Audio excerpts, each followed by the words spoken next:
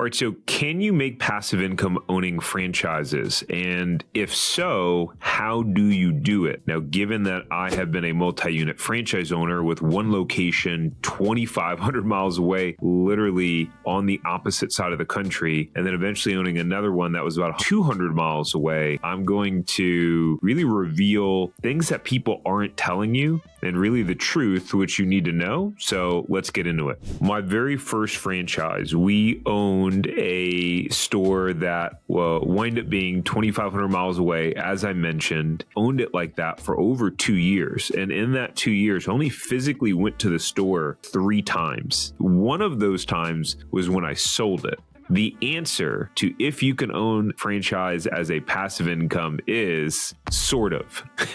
Let me explain why that is. So in franchise terminology and speak, they call it, as opposed to like passive income, they call it semi-absentee or absentee. So semi-absentee is like you're involved in the business, but like part-time, maybe 10, 15 hours a week, whatever it is. Absentee is pretty much you are not involved at all in the day-to-day of the business at all. You pretty much got someone running it and it's running on autopilot overall. That was pretty much where we got to with the California store. We got to the point where I was pretty much absentee. My store manager was running it. All I did was do a 1-hour check-in call with him weekly. Outside of that, we didn't really connect unless something was going wrong. Let's rewind for a second, because what's important is how did we get there? Because most people think, oh, let me open up a business. Let me open up a franchise that can own it passive and still, whatever, work my job, all those different things. And I think, honestly, this is a little bit of a pipe dream that unfortunately a lot of franchisors promote, and a lot of them know that overall it's bullshit and is just not the reality of what will happen. So I want to give you the straight talk of how I got there, because the backstory is important, and then I'll lay it all out for, hey, if eventually you want to be a passive owner or an absentee owner, what does that look like and how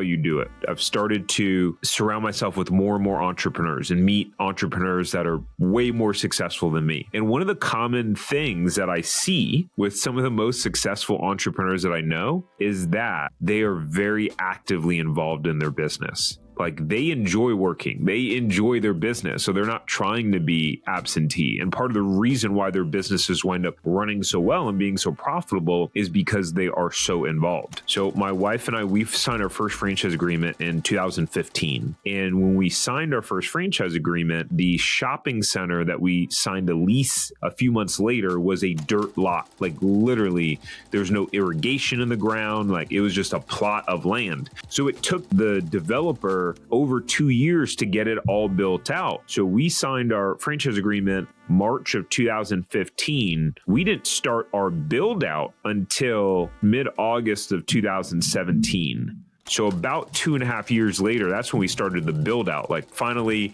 the building and the shopping center was built, and then we had to build out a store to make it look like a store. We then wound up opening November 2017. What happened was, between that time, that 2.5 years of signing our franchise agreement, my wife and I decided we don't want to live in California anymore, that we wanted to move back to the East Coast, to be on the coast where our family was. A lot of my wife's family is in Florida, and we wanted to go start our own family. And so we were now left with this dilemma of, we got this store that we're building out, we're about to start construction on, and we're going to move. And so I had never run a business like this before. I didn't know what the heck I was doing. All I had was a trail of failed businesses in my wake of starting, different things: landscaping business, t-shirt business, MLM businesses, ebook publishing, everything that you can imagine. And I had promised my wife we wouldn't fail. I had taken out a $300,000 home equity line of credit on our home in order to get this thing up and running. So failure wasn't an option. So I tried to sell it, but it's hard to sell a business that isn't built yet. So I wasn't able to sell it. And it was like, all right, I guess I'm going to have to make sure that I'm going to have to put us in a position to run this thing remotely. I guess it was a blessing in disguise. I'm just realizing this now. Our house took a long time to sell. It took like a year to sell because we were up in the mountains, 5 acres. It was like a kind of a very unique buy. I decided that, well, since we're going to move across the country and I'm going to have to leave my job anyways, let me just leave the job, oversee the store getting built and getting it up and running properly. So that's what I did. So this is where the caveat comes in, tying this back to making passive income. A year after that of opening the location, and I'll tell you what went into that is, yes, okay, eventually I wound up becoming a passive owner, but here's what it took. I did not need to oversee the construction because that was pretty much turnkey. We had a great general contractor who had built 50 of our same exact stores over the year, and he owned one too. So that I didn't really need to build out, but I was full-time ready to rock and roll overseeing the business as we went and got open. So I personally hired all of the staff in the beginning. I personally interviewed all of them. I personally reviewed all of the resumes. In that first couple weeks, the first week of being in the store, I was in there from open to close. So we were opening at 7 a.m., closing at, I think, 8 p.m. And so I was there at, 6 a.m., leaving at 9 p.m., 13, 15-hour days, week of being in the store. I was in there from open to close. So we were opening at 7 a.m., closing at, I think, 8 p.m. And so I was there at, 6 a.m., leaving at 9 p.m., 13, 15-hour days. But I had never run a business like this before. I had never hired a manager. I'd never been in the food business. So I really didn't know exactly what I was doing, but this helped me to learn the business. So then when I'm managing it from across the country later on, I know how things are supposed to go. Eventually, some of the shift leaders that I hired promoted one to manager, promoted one assistant manager. I would say within about a month or so, I'd go play golf during the day. Like, I wasn't there every hour, but I was very actively involved in the store. I was going to the store every day. Sometimes I would just sit in the back of the store and work just so my presence could be there. I was on the staff in the operations, like white, as my mom would say, like white on rice. And so I was very OCD in type A about how I wanted the store run, how I wanted things handled. And so what happened was we were top 10 in the franchise system in mystery shops. We were top 10 in audits by the franchisor. I believe there were only 4 stores in the whole system out of about 90 stores at the time that ranked in the top 10 for both of those categories. So operationally, we were in the top 5% of all run stores. Now, we weren't in the top yet in sales because you had stores that have been open 10 years, right? And we were open just, 6 months. But even that, just 6 months later, because of some of the things we had done in that store, the franchisor, and just because of how engaged I was, they asked me to be on the top franchisee panel at our annual conference, which is crazy. I hadn't owned the store more than 6 months, so that was pretty cool. And so about 8-9 months later, we moved to Florida.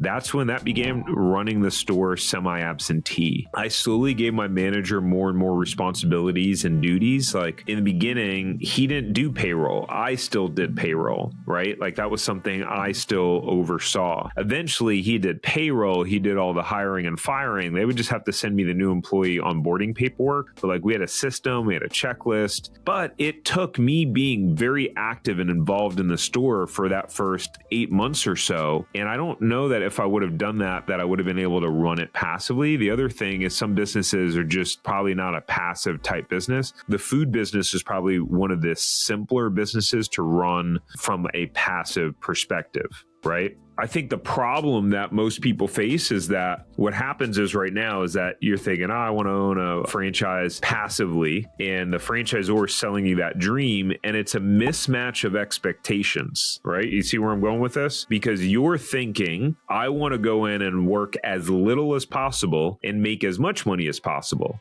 It's just probably not going to happen that way in the beginning. It takes time. I say it takes about 3 years for a business to reach its maturity. And if you've never run a business before, if you've never hired a manager and a team and led them in that way, or oversaw the looking at KPIs and scorecards and, doing reviews, like if you don't have that under your belt, it's going to be really hard to run a business passively. And then if you don't have the experience of knowing what should happen in the business and how the different roles work overall, you don't know when things are going wrong. You don't know what mistakes to look for. You sort of don't know when things are going well, that's when people get in trouble and they don't know what's happening in their business, right? And then someone leaves or gets fired, and all of a sudden they find this wake of a mess that's going on because there was no oversight, there was no accountability, and you didn't know how to run the business overall, which is a huge problem. So going to our store, the intention was not to run it passively. That was not the intention. I was going to keep my job, yes, but I would be involved in the store. The store was 10 minutes from our house. So I didn't go in thinking I want to work as little as possible and make as much as possible. So I think if that's your intention, you're probably doomed for failure and you probably should not do it. What your expectation should be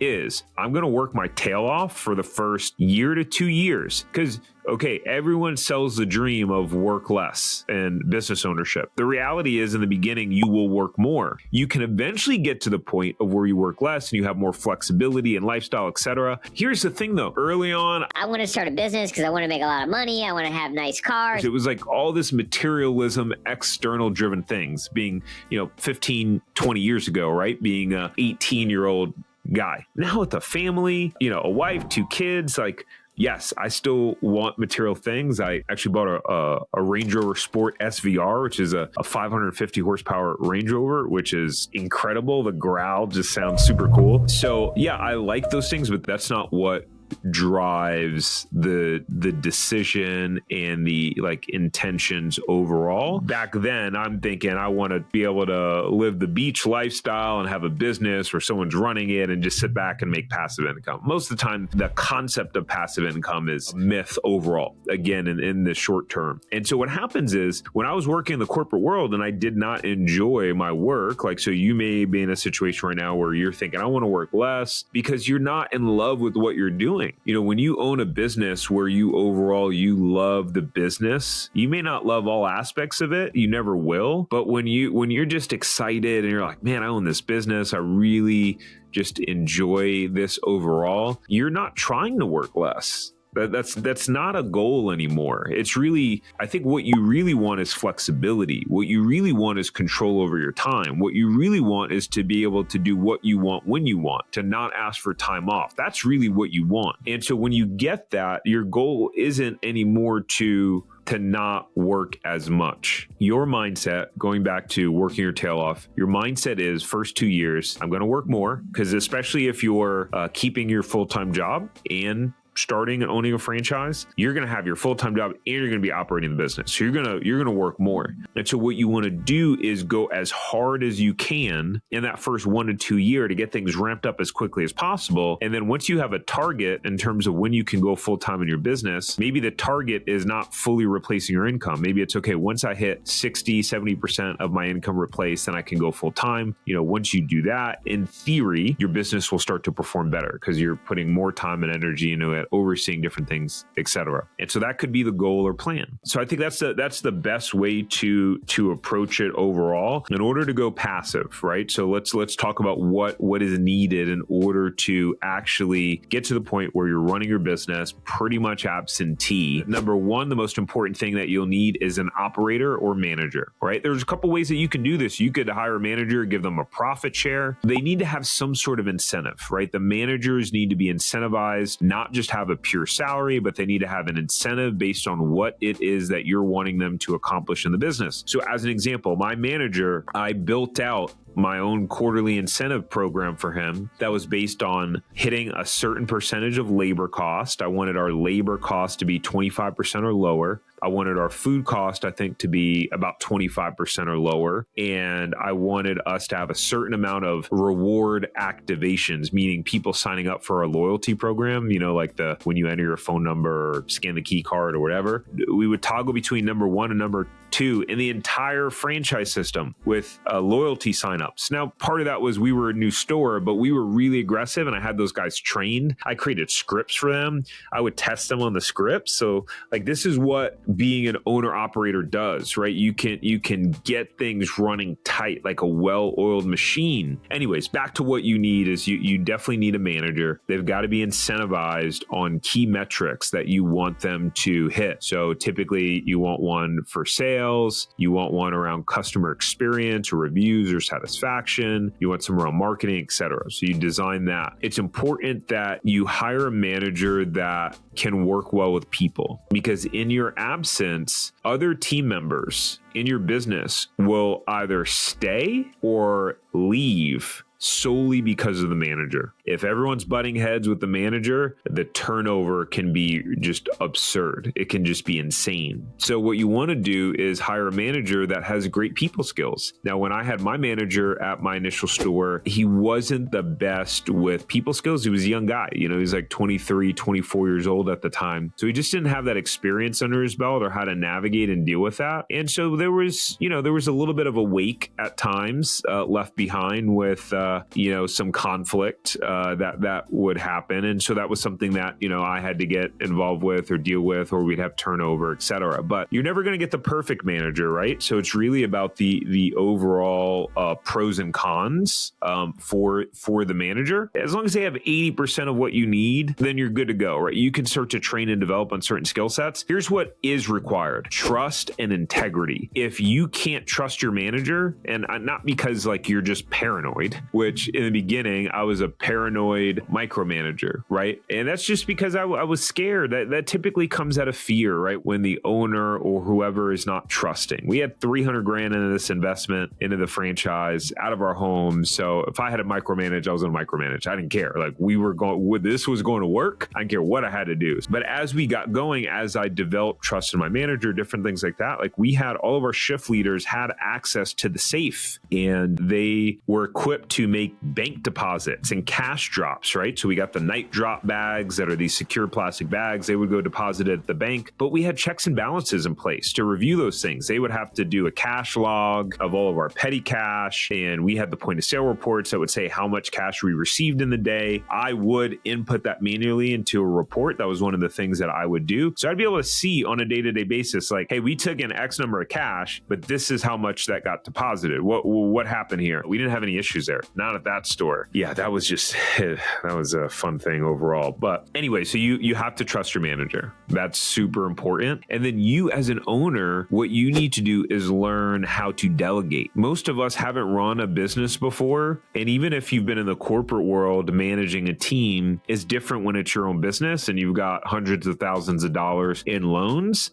at risk. Learning how to properly and effectively delegate and go, okay, what is my role? What's the role of my manager? And what I recommend is the manager that you hire, you want to hire some of your weaknesses, right? So if you're really good at sales and marketing, you want to hire someone that's strong in operations. If you're strong in operations, you want to hire a manager that is good in sales and marketing, and vice versa. Right? You want to hire your weakness overall, and then you need to create systems. So we had, a scorecard overall where I would meet with the manager weekly. Okay. And we would measure what was the labor at? What was our food cost at? How many rewards members did we get for that week? And we would measure against those things. And so that weekly meeting was key. What I noticed was if I ever had a time where I got lax and I canceled our weekly meeting or we missed one or two in a row, that's when problems would happen. That's when we start getting customer complaints. So the more that you're on it as an owner and have that short check and balance in place, the more you're going to be able to run your business as an absentee, semi-absentee